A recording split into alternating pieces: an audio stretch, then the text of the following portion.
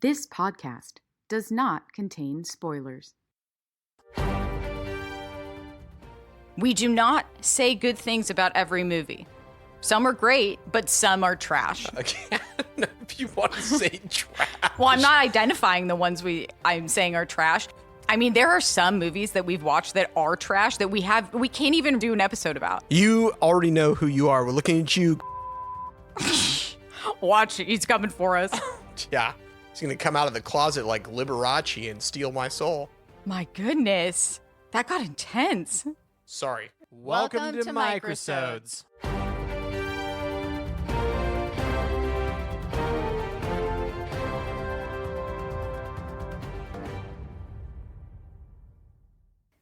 Welcome to another episode of Microsodes.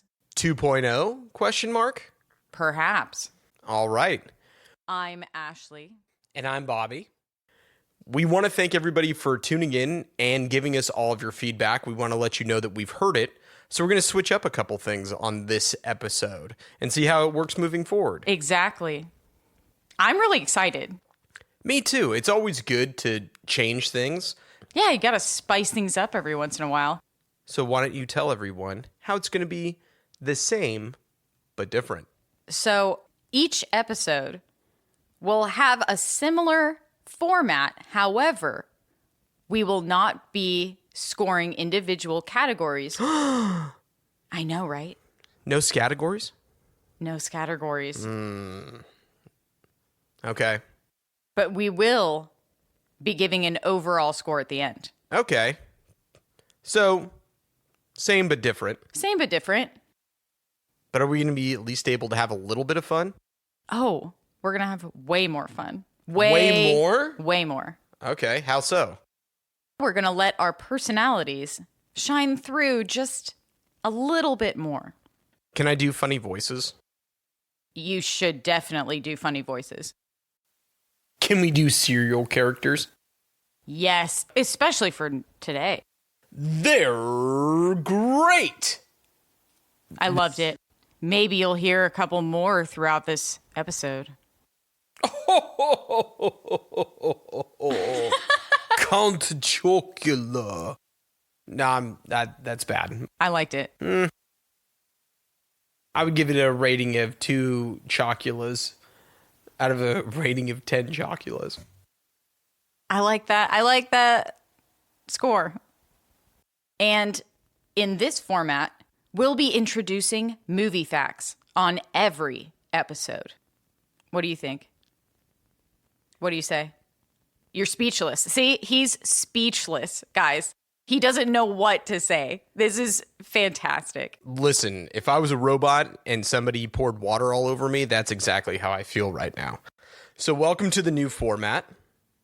What is our movie of the day? Today we'll be reviewing Unfrosted.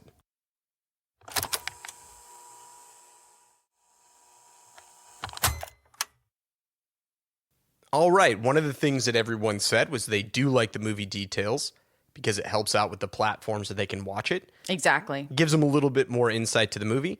So I'm going to go ahead and knock that out right now for our studio audience. So the name of the movie is Unfrosted. The release date was April 30th of 2024. It's a little bit confusing because it didn't actually post on Netflix until May 3rd, but the release date was April 30th of 2024. The genre is farce, satire, biography, comedy, history. I would say it's... I don't know about history so much. Historical satire. Maybe. So if you were to pick 3 genres out of all of those, what would you pick?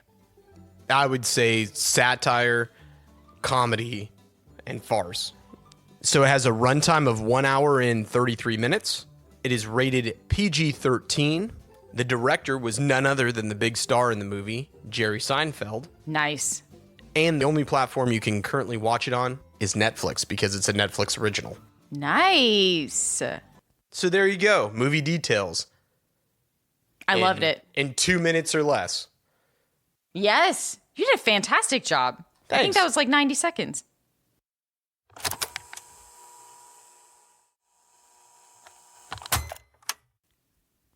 As a copywriter, I decided instead of explaining what I thought the trailer was about, I would just write my own trailer. Huh. Okay. Because I kept getting a little off track. Okay. I know. So it's going to be similar to the synopsis, but my version on what the trailer is. So don't actually believe this because this is just my take. Oh, I believe the whole thing. Oh, you shouldn't. Okay. Fair enough. Are you excited? I think so. Okay, so this is Ashley's take on the trailer of the movie Unfrosted. Are you ready? Bum, bum, ba. I'm ready. Unfrosted is a star-studded fever dream with 1960s pizzazz, classic corporate rivalry, mascot mayhem, and a race to invent the most iconic serial killer of all time, Pop-Tarts. Holy smokes. You see what I Now, did with serial killer? Oh, I saw what you did. Oh, yeah. Now, you wrote that? Yes, I wrote it in my notes, like handwriting. I didn't even like type this in. See? Just to showcase my copywriting abilities. Oh, No, those are some great abilities. Oh, good. I mean, you might be impressed. You might not. You might be like, yeah, someone definitely wrote this. It's not something good. Well, I mean, a person did write it. It's you. Oh, that's true. I mean, that is true. Yep, someone did write it. It was me. So I hope you liked it. Did you like it? I loved it. Oh, good. I did too. I like the serial killer part. I did too. I was hoping you'd get it. Absolutely. Oh, perfect. You ready for the synopsis? Yes. All right. In a world. I'm just kidding. I'm not going to say that. In 1963 Michigan, business rivals Kellogg's and Post compete to create a cake that could change breakfast forever. End of synopsis. That was great. And that's interesting because they say cake. But I would say agree. Pop-Tarts. I wouldn't say Pop-Tart is a cake. Maybe back in the day, that's what they assumed it was because they'd been eating Raisin Bran. Yeah, that's true. Like, maybe they thought any kind of pastry was going to be a cake in 1963. Yes. Well, I don't know. Maybe they Maybe. did. Also, from the trailer, I'm just going to bring up one thing that was Okay. funny to me. It said milk and cereal at the beginning, and all I could think of was milk and cereal, milk and cereal, milk and cereal, Cereal and milk. cereal and milk. Cereal and milk. Shout out to anybody that knows that and to the people who actually created that viral Vine? sensation. No, it was before Vine. What was it on? YouTube? I think it was just on YouTube. How impressive. Good for them, right? OG YouTube stars. Shout out to the OG Milk and Cereal boys. Hopefully, wherever you're at, your lives have been going very well. And changed forever with maybe Kellogg's and Post sponsored them. I mean, we don't even know who they are. Maybe. That would be pretty cool, though. Good for them if they did. Okay. Kudos to those milk and cereal boys. Now, what are we going to do? We're going to grab ourselves a bowl of Kellogg's or a bowl of Post. I don't know what they make anymore. We're going to sit down and we're going to watch this feature film. I can't wait. Snap, crackle, And pop. that corn, and let's turn on this movie. That was good.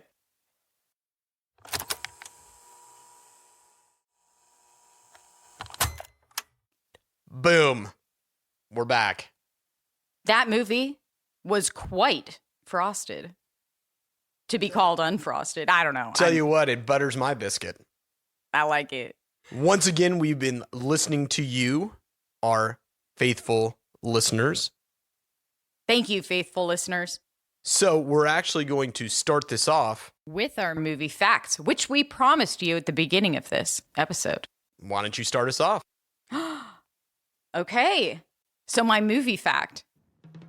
During a strike, the way they were storming,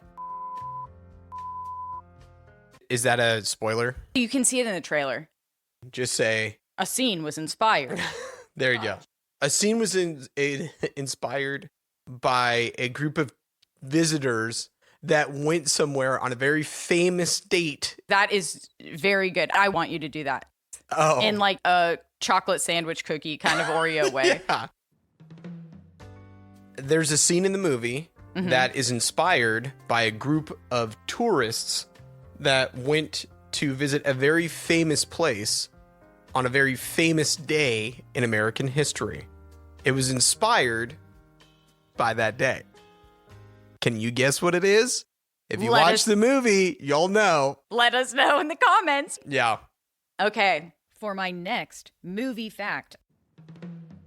In the movie, the character played by Melissa McCarthy, a former NASA scientist, is actually a nod to the NASA-influenced packaging and food preservation tech in the 1960s, something Pop-Tarts relied upon. So interesting. Was that because they were doing, like, trying to send people to the moon, so they had to find a way to keep all their food good? Yes. It was probably, space? like, preservatives and stuff. Right. Yeah. Because wasn't there, like, a thing back in the day that was, like, astronaut food where people would eat, like, something that looked like Go-Gurts? Go-Gurts? Well, I don't think that's what it Yogurt tubes? is. Yeah, exactly. Tapioca pudding tubes at that time. The original boba tea. Yeah. I remember astronaut food at that store at the mall. Was it like the Discovery Zone or something? Or Probably. no, Natural Wonders? Probably. Do you remember those? I don't think so. I don't think we had that at my mall when I was growing up. I remember those. I think I can't get into this, but if you remember that, let us know in the comments. Please do. Because I remember it might not have been. Please do, yes. What is your movie fact? I mean, those were awesome. I actually really enjoyed that very much. I did. I'm so glad. Okay, so my movie facts have to do with one portion of the genre. Can you guess what it is? History. Boom. It is? Right out of the gate. Nailed it. Yes. So there is a character that plays Tony the Tiger. Uh-huh. His name in real life was Thurl Ravenscroft. He sounds like he's from Harry Potter. He does. And he's probably from Ravenclaw. I definitely agree. He's from, I mean, or maybe even, he's a Hufflepuff. Who knows? Yeah. I mean, he is a tiger, right? Hufflepuffs like animals. There you go. No one wants to be a Hufflepuff, even though I have scored Hufflepuff on every Harry Potter quiz I've ever taken. Shout out to all you Hufflepuffs out there. Shout out to the Puffs. The Powder Puffs, the Hufflepuffs, anybody that is that way. Exactly. So in the movie, it's played by Hugh Grant. However, the real person, his name was Thurl Ravenscroft. He wasn't from England. He was from Nebraska. And he was the one that actually came up with rolling the R's, and they're great. So that was historically accurate. And he played Tony the Tiger for 50 years. That is incredible. He also sang You're a Mean One, Mr. Grinch. He did? He Wait, did. Okay, so Tony the Tiger sang You're a Mean One, Mr. Grinch. Correct. He also sang songs in Dumbo, Cinderella, Peter Pan, Lady and the Tramp, South Pacific, The Jungle Book, and Sleeping Beauty. Wow. Pretty cool, right? So did he play the guy? You probably don't know. Did he play the guy in the suit, or was he just the voice? I don't know if he played the guy in the suit.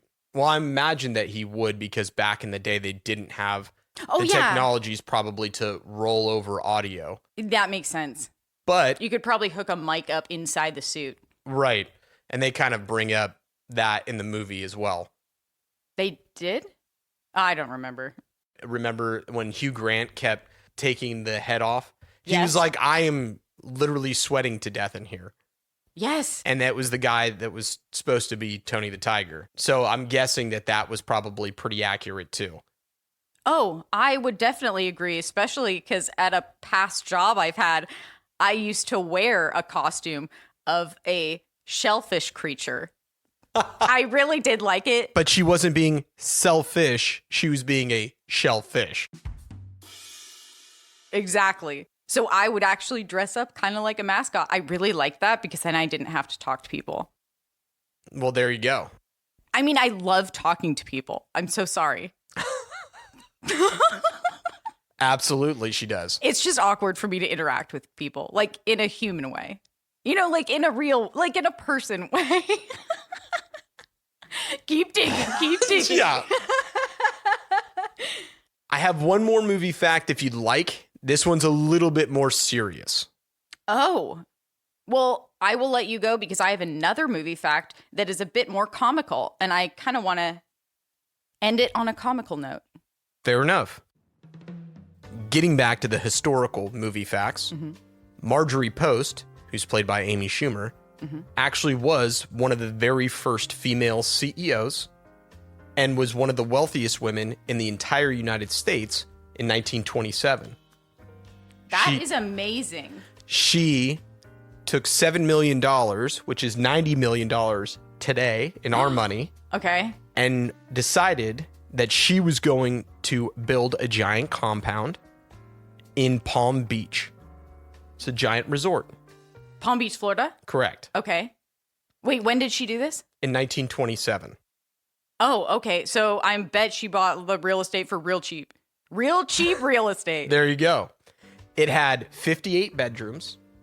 I mean, what is... I'm so sorry. I mean, what is someone going to do with 58 bedrooms? 58... How many kids do you have? 2? None. 2? Yeah. None. Did she have kids? Who knows? I don't know. Probably Yeah, not. I should have done more historical research. Why didn't you? This is a very important movie report. Well, wait for the payoff. You won't be graded on it. Don't worry. Thank you. I appreciate it. I'm so sorry I interrupted. Continue, please. A 58-bedroom mansion. This Palm Beach resort had 58 bedrooms, 33 bathrooms, and 1,800 square foot living rooms. 1,800. How many living rooms Just equaled one. that? Just one. Sorry. I think that was the best part. Okay. And gold-plated fixtures throughout the entire estate, which she said the reason why we put gold in there is because it's easier to clean. Now, when she passed away, she wanted to donate all of this land either to the Smithsonian, the state of Florida, or the Okay. United States government. What? Why? But they Anyway, all turned her down.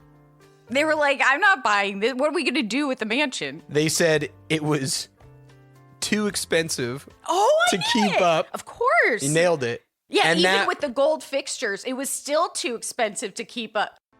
So it was then sold for a fraction of the price Okay. and renamed. Wait, did she name it? Was it named? It was named something different at the time. Okay. It's gone through multiple different owners. Oh, okay. But today, that area is Mar-a-Lago. She kidding? literally built Mar-a-Lago. She built Mar-a-Lago, Yes.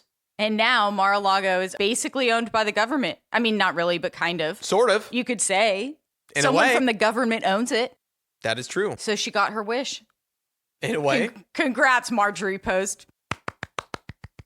Too bad you aren't living through it. Yeah. Okay, so I know I saved my comical movie fact for last, but it's definitely not going to top Mar-a-Lago, so don't get too excited. Okay. We know that Jerry Seinfeld directed this movie, correct? Correct. The idea for the movie Unfrosted was inspired by a bit from Jerry Seinfeld's stand-up. What? I know. It was a 1990s Seinfeld stand-up joke about how amazed he was with Pop-Tarts as a kid. Wow. You want to know the joke? Absolutely, of course. Okay. How did they know there would... You got to say it like Jerry Seinfeld, though. I can't believe this. How do they know? How did they... Okay, I'll try. How did they know there would be a need for frosted, fruit-filled, non-refrigerated pastry that could survive a nuclear war? How could they know? But they do. Because now they have them. I agree. Tiny PSA on Pop-Tarts. Do not put them in the microwave with the foil wrapper still on it.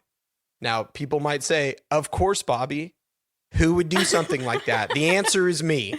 So don't do it. It catches on fire. And then if you have a glass of milk, you can throw the milk on there and it creates a huge mess. And then you have to lie to your mom about what happened. So just don't do it. So you threw the milk in the microwave? Yes. Oh. Well, it was... I mean, that makes sense. You probably had a full glass of milk because you were eating it with a Pop-Tart. Correct. Or drinking it with a Pop-Tart. I mean, either way. The milk was chunky. That'd be gross. Oh. It no, wasn't. was it? Oh. How would I know? I didn't know you at that time. Who am I to answer these questions? Anyway. Well, those were some interesting facts, Jack. I would agree. But not Apple Jacks. And not... Oh, that was a good one. I mean, they might make them. I'm not sure. I always ate apple cinnamon Cheerios. It's very tasty.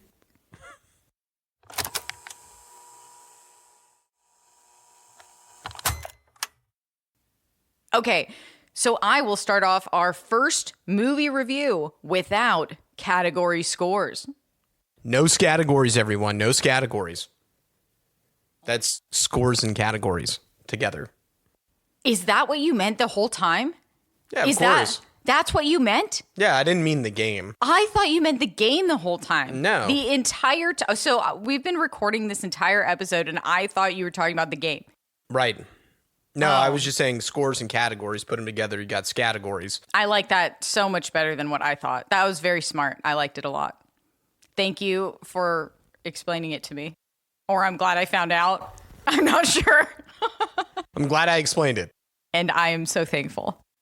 The best thing about the story for this movie, for me, was that it was engaging from minute one. Okay. However, it did feel disjointed. And while we were watching it, it felt like a compilation of SNL sketches. I can see that. Yeah, right? It just seemed like it went from one scene to the next. I agree. It was a very linear story, so that's good. Yeah, I would say, yeah, you're right. It was linear, but I think for me, I was definitely confused at some parts. Okay. What do you think?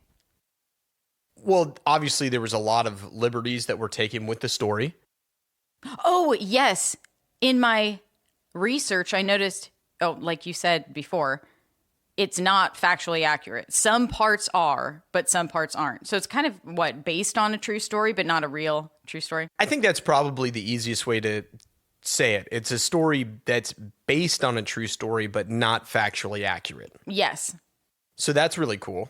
I said I liked that it was an original idea, and it was almost like if you're back in those times, there was a space race, right? Because they have a comedian that plays a very famous president in it. Correct. And that's when we had the Cuban Missile Crisis, we had the space race, we had a lot of different things that were going on. And so I like that it was almost like an internal space race between one and the other to try to figure out which product is going to get first to the shelves. Oh, see, you know more about history than I do, and I'm sorry, world. I'm sorry that I don't know too much about history as much as you do. No apologizing. But that is a really interesting perspective. I never ever would have thought that. Yeah, it was just something that when I was watching it, it was very just smart. Reminded me of that because I thought it would be a really good idea. And so that's kind of what I thought about the story. Was I enjoyed that it had some historical pieces that were in there, that it resembled something that was actually going on in the world at the time. Yeah. And I thought it was pretty funny. I did too. I thought it was hilarious from beginning to end, which also brings me into acting. And I thought they did a fantastic job. I think it was hysterical, and some of my favorite comedy actors were in the movie. I also noted that there were kids in a dumpster, and the little girl had a bigger role than the boy, and she did a pretty good job. So I looked her up. Her name was Eleanor Sweeney, and she had her other credit on IMDb is 4 episodes of Wizards Beyond Waverly Place. But I think she did a great job, that little girl. Yeah, she was fantastic. That's what I said. I think I loved it. I love the actors. I think they did a great job portraying their satirical characters. I think that's the reason why I had a little bit of a difficult time with it, because it was hard for me to say how good the acting was, because they were all playing like these over the top versions of themselves. So you could say and do anything and you'd be like, oh yeah, that seems like what the character's going to say or do. Yes. So I was like, is that really acting, or is it all improv, or you're supposed to be like a joke of yourself? I loved that. So I said I had a difficult time in that one, but I liked all the cameos. Yeah. I thought that overall, a lot of the jokes that were in there that people came in with, they did a great job with. I agree. I think the only thing, like I said, that was a little bit difficult for me was how are they acting really well, or are they just being these ridiculous versions of themselves? Because, I mean, if you watch something like Bridesmaids or This Is 40 or movies like that, and you stay for the after and you watch the bloopers, you can see Melissa McCarthy being that person all the time. And that's just her ad-libbing those lines. So I'm like, oh, was that really written? Or is she just being this character that is always over the top for her? Well, a lot of times I think in the writing, now we can move on to writing, sometimes they might write a line in the script, but if the actor is really good at character acting, the director might give them the, I don't know, creative freedom to ad lib whatever line feels most natural for them, for the character.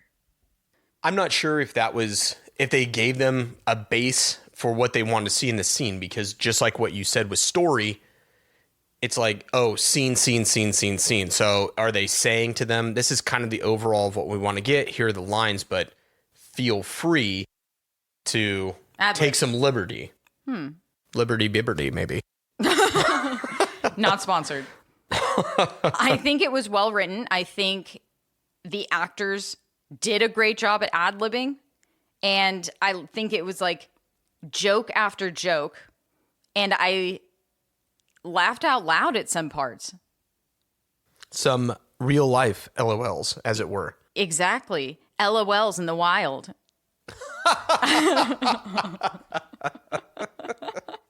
Well played. Oh, thank you. And the writing and dialogue was very decade appropriate, and I liked it. Awesome. I think I'm on the same page that you are. There were some really interesting takes on historical figures, especially regarding that one character that I was just talking about. Oh, yes. So I was like, I wonder how this would be received. But I think their jokes were incredibly timely. The way that the story was told and the writing that was in there, I think that just kind of combined. I think they did a really good job with that. Nice. So if you said that a little bit more concisely, what would you say? That was only 4 sentences. That's like the most concise I've ever been on writing and dialogue. Really? Yeah, I literally said 4 sentences. Can you be a little bit more concise? Do you just want me to stop talking? Yes, I agree. The writing was nice. We live in an abandoned Blockbuster, just so everyone knows. Exactly. I mean, the one DVD that's been sitting on our counter for a month because I don't know where to put it, because all of our other DVDs are in the garage. But also, if you can guess the DVD that is on our counter, then we will send you a crisp high five. Well, maybe we'll send them something special. Who knows? Via email? You know what? I like it. We could do a personalized YouTube short, kind of like a cameo. Who doesn't want a cameo from us? No one. No one wants No a cameo. one doesn't want it. Oh, no one doesn't. You're right. No one doesn't want.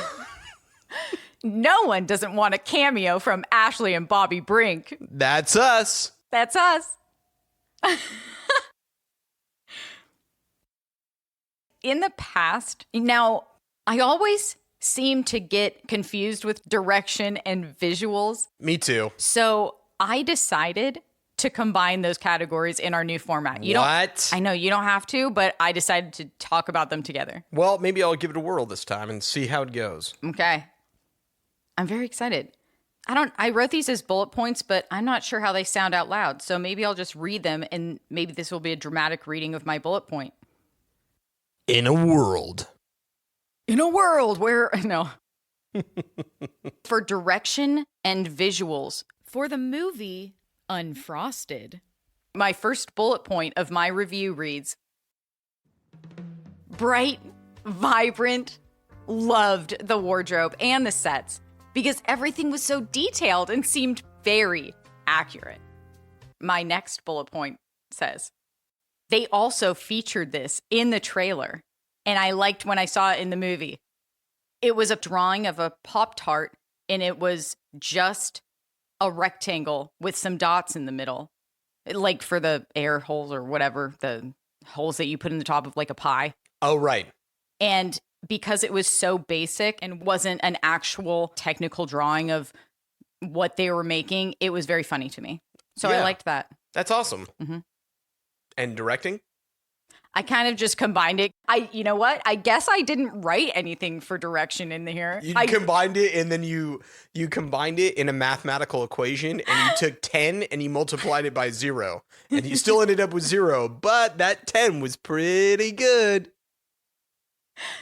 So everyone, for my new format, I want to combine direction and visuals, so I only have to talk about visuals. No, well played. Well, it was Jerry Seinfeld's debut in directing.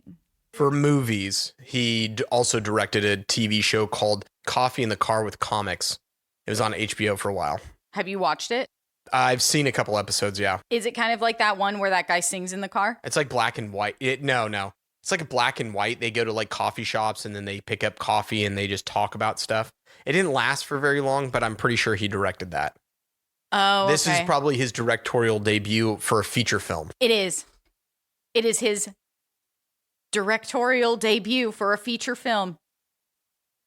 And I thought it was great. It was a little disjointed, like I mentioned in the story. right. But who doesn't love a compilation of SNL sketches anyway? Come on now. I mean, I'm not saying that's a bad thing. I'm just saying It's a thing. it's a thing. It's disjointed, but it's great. Yeah.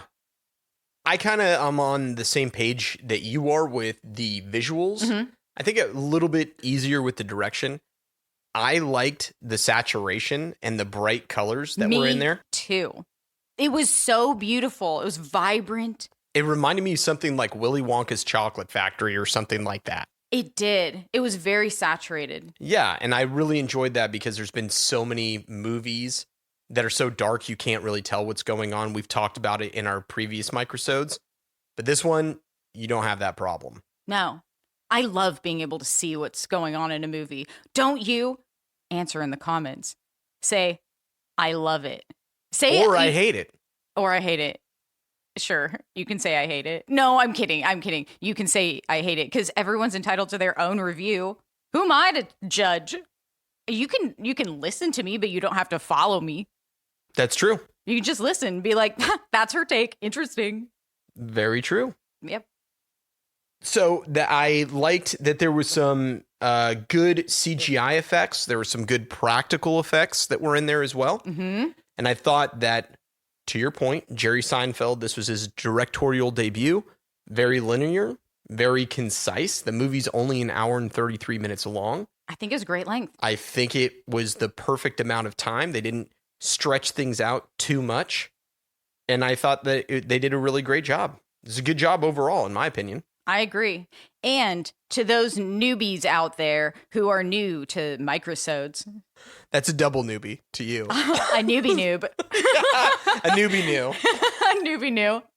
Shooby dooby doo. Reach That's a out, shout you out. know. Shout out to my dad. Yeah. Shooby dooby doo. Shooby dooby doo. That was you did a fantastic job. That's how he sings. It is. Okay. So if you're a newbie noob out there and you're listening to this, no, we do not give every movie thumbs up. I should save this for the end, right? No, say it now. We do not say good things about every movie. Some are trash. Some are great, but some are trash. Okay. I don't know if you want to say trash. Well, I'm not identifying the ones I'm saying are trash. You just have to listen to the episode and see if I liked it or not. I mean, there are some movies that we've watched that are trash that we can't even do an episode about. You already know who you are. We're looking at you, Crooked Man. Watch it. He's coming for us. Yeah. Save us. He's going to come out of the closet like Liberace and steal my soul. My goodness. That got intense. Sorry. I hope we loved your movie. Sure. I'm not going to say that. No, I was crossing my fingers the whole time. So for all you newbie noobs out there. We do not give positive reviews to every movie. Or in each category. Exactly. This one happens to be a good one. But don't think that we give positives to everyone. Don't you even think it for 1 second. Exactly. So, for my final score, which does have a rating.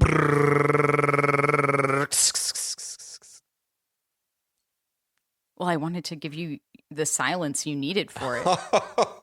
I had to give you the silence. Luckily, I'm not a lamb. A lamb. Oh!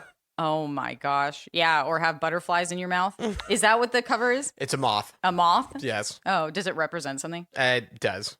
What? Is it easy? Is it like one word? Yeah, so the serial killer that's on the loose puts all these moths in people's mouths. And, Ew. and it's like a moth from Africa that you wouldn't be able to find in upstate New York. That's like Wow. the calling card. And now we're full circle with serial killers. Boom! That was pretty cool.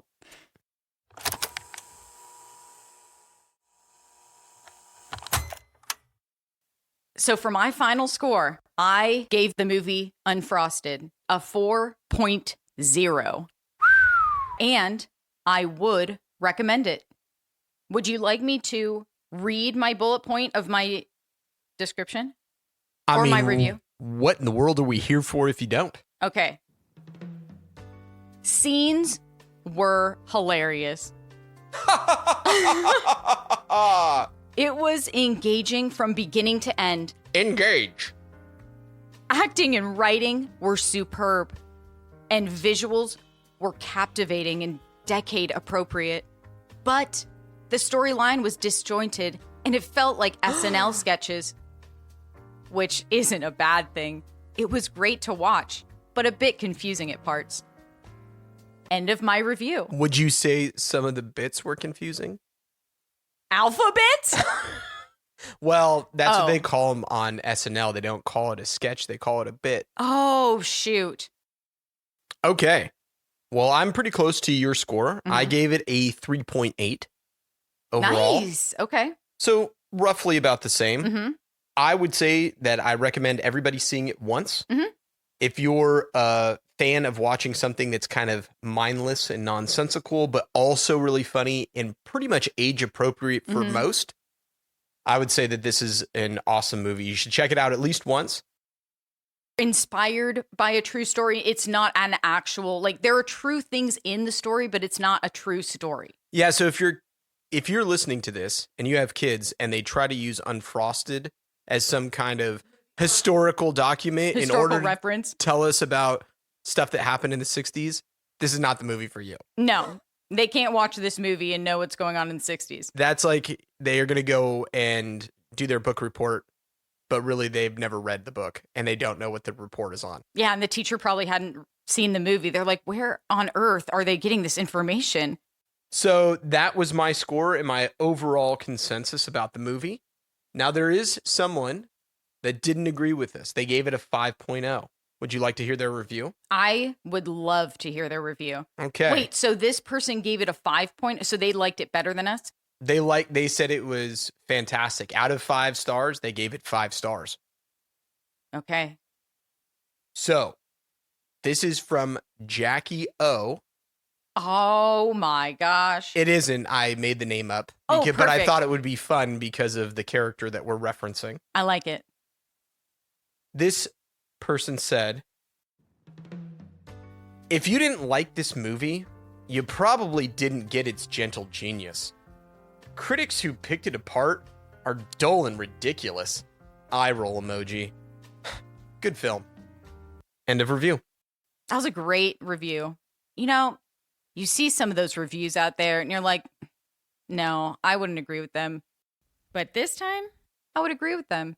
Right. I don't know how the critics picked it apart because I didn't read the critics' reviews, but There's a movie that Ashley and I may review in the future. But one person, it was about magic, sort of. What kind of? And one of the comments were, there wasn't enough magic in it. Right. The story didn't really call for that much magic, but Right. it did call for some. But they were looking at it like, oh, this was should a be Harry Potter. Fantasia or Oh, Fantasia. Oh, is that the one where Mickey's the conductor? Yes. Yes, I've seen it. Hey, there you go. One of the only things I've seen. What? Fantasia. What the? What the bleep, bleep, bleep, bleep, bleep. My God. Okay. End of review. End of reviews of the movie for me as well. Nice. So this was such a fun new format. Yeah, thank you guys for all the input that you give us. We do read it and we try to take it to heart Exactly. because learning is growing, and any of the stuff that you guys give us, we'll try our best to see if it works. Exactly. But this is a totally fun format. I had a blast. Me too. And I mean, we're a comedy podcast. We're not a book report podcast. And How dare you? I know, I mean, we would be a movie report, but how dare me? How dare me what? I don't know. I just wanted to say it Oh, and see what you were going to say. It's Oh, like when God. people say, you're in trouble. For what? You know what you did. And then people just tell on themselves. or this one thing that I saw on social media, this will be the last thing. It has nothing to do with the movie, but it has to do with food. Okay. You say, we are going to your favorite place for dinner tonight. And Your then- favorite place. And then what? Then you just leave it hanging? Yeah. And then you say, Where is that? what's your favorite place? See, that if you didn't know, see, you wouldn't catch me like that. I know. See, we couldn't catch each other. I'd be like, what's my favorite place? But Exactly. but I saw in a TikTok, someone said, oh, honey, she said, where are we going for dinner? And he said, oh, we're going to your favorite place. And this is an example. I'm not sure what she said because I can't remember. Wood Ranch. And he's like, thank God, now I know she wants. Smart man. Is it supposed to be a surprise? No, like the person's very excited. Oh, I should let you know the whole point of this. The whole point. I mean, I didn't even say the point of this entire thing. It was when your girlfriend never knows what she wants to eat. So you say, oh my gosh, we're getting exactly what you want for dinner tonight. And then she decides. See, and that then now that's I how agree you know. with that, but don't say your favorite restaurant because there's certain times where certain people are not in the mood to eat at those favorite places. Oh, That's my true. favorite place is a sit-down restaurant. I don't feel like going there tonight. Oh, yeah. My favorite place is the restaurant at the Four Seasons in Maui. You're like, come on. Come on. Let me charter a helicopter. Oh no, you'll run out of fuel in the middle You of the know ocean. we both have work tomorrow. That's the issue. That's the only issue, everyone. Just because they have work tomorrow. I slaved all day over a hot stove and you know I didn't. Exactly. Well, it's been fun, everyone. I had a blast. I did too. Hopefully you guys did as well. Let us know what you think about our new format. Where can they let us know? Let us know in the comments on YouTube. in the reviews on Spotify or Apple Podcasts, or you could email us at microsodespodcast@gmail.com. No Y-mail? Oh, I was like, did I say that?